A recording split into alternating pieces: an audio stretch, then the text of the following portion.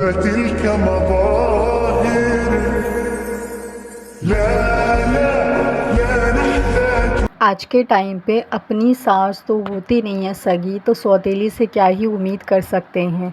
आप लोग खुद समझ सकते हैं कि जब अपनी सास होकर के बहुओं के साथ क्या क्या कर जाती है, तो सौतेली सास ने मेरे साथ क्या ही किया होगा। बल्कि यूँ सोचिए कि ऐसा कौन सी चीज़ रह गई होगी जो उन्होंने नहीं किया होगा। अस्सलाम वालेकुम एवरीवन, कैसे हैं आप लोग? उम्मीद करती हूँ खैरियत से होंगे जी। अल्हम्दुलिल्लाह मैं भी ठीक हूँ। तो आज का न्यू व्लॉग शुरू कर दिया, आप सबके लिए लेकर के आ चुकी हूँ। तो आज चिकन की प्रॉपर रेसिपी शेयर करने जा रही हूँ आपसे। वैसे सोचा था मैंने कि आज चिकन का कोरमा बनाऊँगी, लेकिन उसके लिए ना दही चाहिए होता है। फिर मैंने कैंसिल कर दिया इसलिए क्योंकि दही वगैरह सब में फिर पैसे लगते हैं और चिकन भी बहुत ज़्यादा महंगा है। मैंने सोचा भी नहीं था कि इतना ज़्यादा महंगा होगा। और तेल भी जो है ख़त्म हो गया महीने से पहले, तो मैंने आधी किलो का बॉटल मंगवाया और आधी किलो की बॉटल ही 70 रुपये का, यानी कि सरसों का तेल फिर से महंगा हो चुका है। और जो आधी किलो की मैंने बॉटल मंगवाई वो भी आधी हो चुकी है, तो अभी पूरा महीना रह चुका है। मतलब आज कितनी तारीख़ है? 18 तारीख़ है। अभी काफ़ी दिन बचा हुआ है महीने के लिए। सब मैनेज करना बहुत मुश्किल हो जाता है कभी कभी। खैर कोई बात नहीं, मेरी आदत है जितनी चीज़ मेरे पास मौजूद होती है मैं उसी से जो है बहुत अच्छा रेसिपी तैयार कर देती हूँ। तो जो चीज़ मेरे पास मौजूद है उसी से बनाऊँगी। तो टमाटर थी तो मैंने चलो ये भी थोड़ा बहुत दही का ही काम करती है तो इसको ही डाल देते हैं।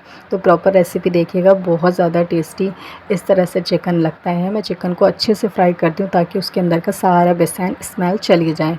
फिर उसके बाद बहुत ज़्यादा टेस्टी लगती है चिकन।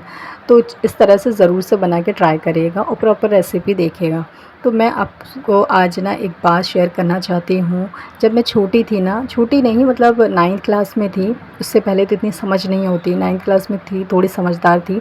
तो मेरी ज़्यादातर फ्रेंड ना ऐसा बोला करती थी कि मेरी शादी जहाँ हो ना, वही लोग शादी की बात क्या करते थे। मेरे को इतना समझ में भी नहीं आता था कि क्या होता है शादी।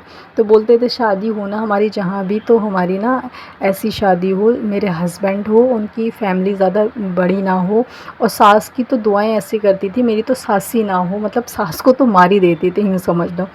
तो मैं सोचती थी कि यार कितना गलत ये लोग सोचते हैं। तो मैं उनसे कहती थी, उनसे तो खैर नहीं कहती थी मैं, लेकिन मैं अल्लाह से ये दुआ करती थी, अल्लाह पाक मेरी जहाँ शादी हो ना तो मेरी जॉइंट फैमिली हो प्रॉपर। मेरे जो हस्बैंड होंगे उनके भाई बहन होना चाहिए, सास ससुर होना चाहिए। क्योंकि मेरी ख़ुद की जॉइंट फैमिली है, हम 4 भाई है, बहन है, भाभी वगैरह सब साथ में रहते हैं।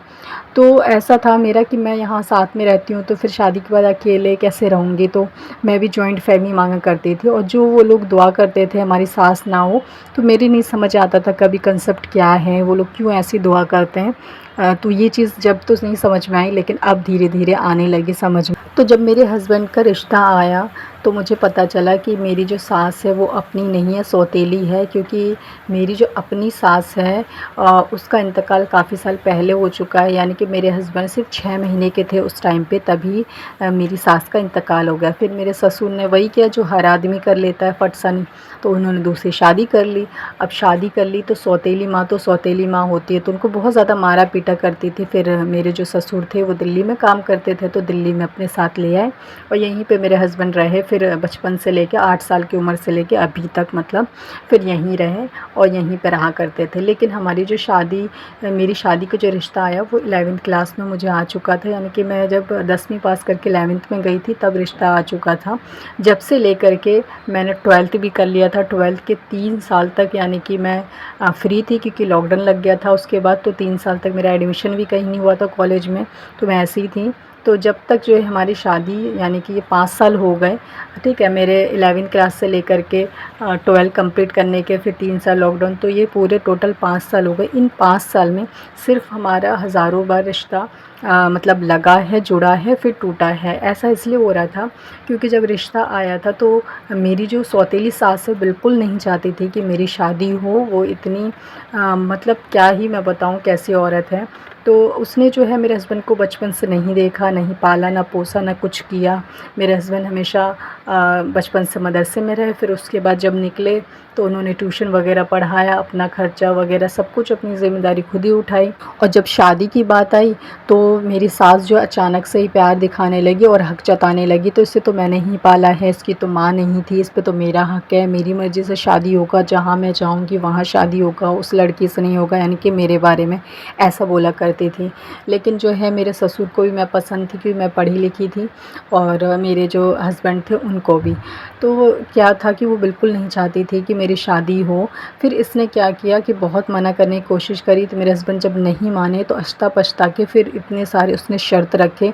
उनके शर्त सुनेंगे ना तो आप चौंक जाएंगे कि कोई भी, मतलब अपनी माँ जो होती है ना, वो सच में अपनी ही माँ होती है। वो अपना दिल निकाल के रख देती है अपने बच्चों के लिए, लेकिन सौतेली माँ ना दिल निकाल लेती है अपने लिए, ऐसा काम करती है। तो देखो, अब सौतेली माँ थी तो इसने क्या चाल चली कि मतलब कि बाप बेटे तो तैयार थे, उनकी बात तो कहीं नहीं रखी जा रही थी। तो इसने क्या शर्त रखी कि ठीक है, अगर शादी होगी वहाँ पर तो ऐसा करो कि जो भी पैसा मिलेगा, क्योंकि हमारी तरफ पैसे मांगे जाते हैं शादी में, पैसे लेना जायज़ नहीं है ये, लेकिन मेरे जो सास है ससुर है उन्होंने लिया था और मेरे हस्बैंड बिल्कुल इसके ख़िलाफ़ थे, लेकिन उन्होंने ये पैसे लिए हैं मेरी शादी में। तो फिर मेरे हस्बैंड जो है इसके ख़िलाफ़ थे, लेकिन वो मजबूर थे, इसलिए क्योंकि उनके अब्बू और उनकी सौतेली माँ का कहना था कि मतलब पैसे मिलेंगे तो ही शादी करेंगे। तो जो कैश पैसे मिले हैं उनको, उनका ये कहना था मेरी सास का कि वो पैसे मुझे मिलने चाहिए पर्सनली मेरे हाथ में, और जो भी मेरे दहेज का सामान रहेगा, जो भी टोटल बर्तन से लेके बेड, पलंग, फ्रिज, पंखा, ये जो भी सामान हमारे दहेज का होता है टोटल, ये सारा दहेज का सामान मेरा होगा, यानी कि उनका होगा, मेरी सास का। और उनकी भी एक लड़की मेरी उम्र की है, लेकिन मेरे से 2 साल छोटी है, और इसकी शादी जब मैं करूँगी तो जितना सामान मुझे मिलेगा ये सारा सामान जो है मैं अपनी बेटी को दे दूँगी। और एक बाइक का भी मांग था उनका, और बाइक मेरे अब्बू ने अभी तक नहीं दिया है। तो बाइक के लिए मेरे हस्बैंड ने खुद मना कर दिया था। मेरे हस्बैंड ने ऐसे बोला था कि बाइक की हमें ज़रूरत नहीं है, इंशाल्लाह हम अच्छा कमाएंगे तो हम खुद ले लेंगे। तो मेरे अब्बू ने भी कहा चलो ठीक है। तो अभी तक हमने नहीं लिया है, ना ही मेरे अब्बू ने दिया, ना ही हमने उसके कुछ पैसे वगैरह लिए हैं। तो क्या हुआ कि मेरी सास का कहना था कि जो बाइक मिलेगा दहेज में, वो बाइक मैं अपनी बेटी को दूंगी दहेज में, जितना टोटल सामान मिलेगा वो पूरा सामान भी मैं अपनी बेटी को दूंगी, और जो पैसे मिलेंगे वो पैसे भी मैं अपने बेटी के लिए रखूँगी, शादी करवाऊँगी उसकी, ऐसा उसका ऑफ़र था। तो यहाँ पर जो है बहुत ज़्यादा आकर के हमारा रिश्ता टूट ही गया था एक मतलब से। तो फिर क्या हुआ कि मेरे हस्बैंड और मेरे ससुर भी इस चीज़ से राज़ी हो गए कि हाँ ये शर्त सही है, ठीक है। मेरे हस्बैंड इसलिए राज़ी हो गए कि उन्हें ऐसा लग रहा था कि ये दहेज का सामान जो है वो उसको, यानी कि मेरी जो नंद है सौतेली वाली, उसको नहीं दिया जाएगा, सिर्फ इतना कह रही है कि सारा सामान यानी कि गांव जाना चाहिए, दिल्ली में नहीं रहना चाहिए। लेकिन मैंने जब अपने हस्बैंड से बात करी तो मैंने उनको बोला कि आपकी मम्मी जो है इस तरह का जो शर्त रख रही है, तो उनकी सोच ये हो सकती है कि जो मेरा जितना भी सामान है वो शायद आपकी बहन को देने का हो सकता है। तो मेरे हस्बैंड बोले नहीं, ऐसा वो नहीं सोच रही है। तो एक दिन क्या हुआ, मेरे हस्बैंड ऐसे बैठे बैठे उन्होंने जो है मेरे ससुर ने कहा कि अभी जो मेरे अब्बू का नाम लेके कि उसकी कोई कॉल नहीं आ रही है, लगता है उन लोग को जो है शादी नहीं कराना है, और जो शर्त रखी है शायद उनको मानना नहीं है।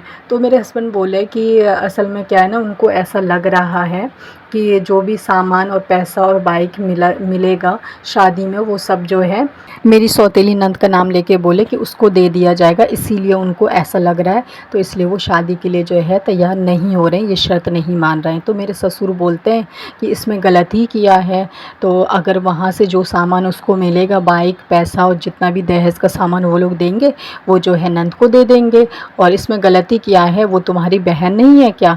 ऐसे करके मेरे ससुर मेरे हस्बैंड को बोलते हैं कि वो तुम्हारी बहन नहीं है क्या, तो सामान जो मिलेगा उसको दे देंगे। अब यहाँ बताओ कितनी गलत बात है, कितनी घटिया सोच है मेरी सास की। मेरे ससुर बहुत सीधे इंसान थे, रोज़ा नमाज वाले थे, वो ऐसे थे, बूढ़े भी थे, 75 साल के थे, तो उनको जो है कुछ इतना नहीं समझ में आता था दुनियादारी ये वो, तो इसलिए वो हाँ में हाँ मिला दिया करते थे, और डरते भी थे थोड़ा, क्योंकि ये बूढ़े थे और उनकी मेरी जो सास है भी अच्छी खासी जवान है, तो इस वजह से भी जो है वो हाँ में हाँ मिला दिया करते थे। तो इनकी तो कोई गलती नहीं है, लेकिन मेरी सास की सोच देख सकते हैं आप लोग, कितनी घटिया, कितनी बुरी सोच है। मतलब मेरा सामान, मेरी दहेज का सामान ले करके अपनी बेटी को देने के लिए सोच रहे हैं। अभी मैं यही बात इनको बार बार कहती हूँ कि अब उनकी बेटी की शादी जो हो गई है, और वही सामान उठा करके उनकी बेटी के जो नंद है उसको दे दिया जाए तो कैसा मुँह बनेगा इनका, फिर तो मुँह बन जाएगा। तो खैर अब इन सब बातों का तो खैर कोई मतलब नहीं है, क्योंकि अब तो हमारी शादी भी हो चुकी है और मैं अपने शौहर के साथ अल्लाह का शुक्र है बहुत ज़्यादा खुशी ज़िंदगी गुजार रही हूँ। और मेरी सास जो है गाँव में है, मैं तो दिल्ली में रह रही हूँ खैर, क्योंकि जितनी प्रॉपर्टी थी सब उन्होंने अपने नाम ही कर लिए मेरी सास ने। मेरे ससुर जब ज़िंदा थे तभी उन्होंने नाम कर लिया था, अब तो खैर मेरे ससुर भी इस दुनिया में नहीं है। तो बस आज के इस व्लॉग में इतना ही। बस यही है कि जब ये सारी चीज़ें हो रही थी ना, तो उस टाइम पे बहुत ज़्यादा डिप्रेशन में थी। ऐसा लग रहा था जैसे ज़िंदगी ख़त्म ही कर लूँ, जीऊँ नहीं मैं। तो बहुत ज़्यादा ये सब सोच के टेंशन होता था उस टाइम पे। लेकिन अब अल्लाह का शुक्र है कि मुझे जो है मेरे शौहर मिल चुके हैं और जिनके साथ मैं हँसी-खुशी अपनी ज़िंदगी गुज़ार रही हूँ। बस आज के इस व्लॉग में इतना ही। आई होप कि आपको हमारा व्लॉग पसंद आया होगा। तो आप ना जल्दी से मुझे सपोर्ट करिए, आप सबके सपोर्ट की मुझे बहुत ज़्यादा ज़रूरत है। जल्दी मिलती हूँ नेक्स्ट वीडियो में एक और अच्छी वीडियो के साथ, अच्छे व्लॉग के साथ, अच्छी सुबह के साथ। जब तक के लिए ख्याल रखिए अपना, अपनी फैमिली का। अल्लाह हाफ़िज़।